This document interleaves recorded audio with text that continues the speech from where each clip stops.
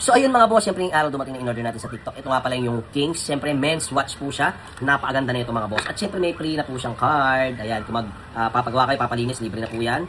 At syempre may kasama na rin po siyang, ayan, sa tornilyuhan, pang-adjust. At ito yan, pang-adjust po yan. Ayan.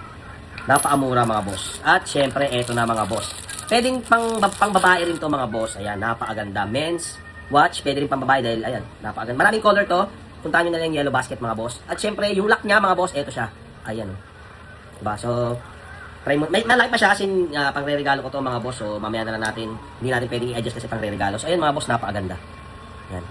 Pang formal, kapag aalis ka ng bahay na pupunta ka lang sa mga mall, sakto-sakto mga boss, napakagandang hilo. Ayan mga boss. Tapos, syempre mga boss, glow in the dark na rin yan. Kung makikita nyo, glow in the dark na rin yan. Ayan, sa mga gusto mag-checkout mga boss, puntahan nyo lang yung yellow basket dyan sa baba mga boss. At syempre, yung card niya mga boss. Ayan, may mga points din to mga boss ha. Pag checkout kayo nito mga boss, may mga points din kayo makukuha. Bago ko makalimutan, stainless steel na po siya mga boss ha.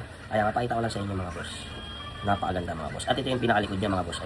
Ayan mga boss, check out nyo na. Pili na lang kayong kulay kung anong gusto nyo. Mga boss, napakaganda mga boss. Pang formal, o kung mga pupunta ka lang ng mga SM, may pag-date ka mga boss. Ayan, ang ganda mga boss. Kaya puntahan nyo na yung yellow basket dyan sa baba mga boss. Tapos check out nyo na. Let's go.